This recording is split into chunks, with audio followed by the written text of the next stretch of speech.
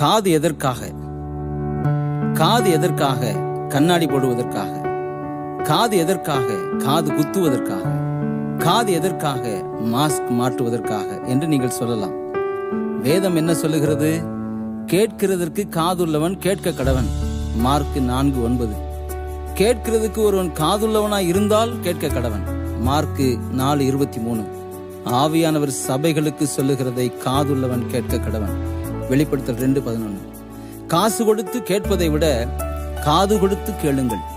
நீங்கள் வலதுபுறமாய் சாயும் போதும் இடதுபுறமாய் சாயும் போதும் வழி இதுவே, இதிலே நடவுங்கள் என்று உங்களுக்கு பின்னாலே சொல்லுகிற வார்த்தையை உங்கள் காதுகள் கேட்கும்.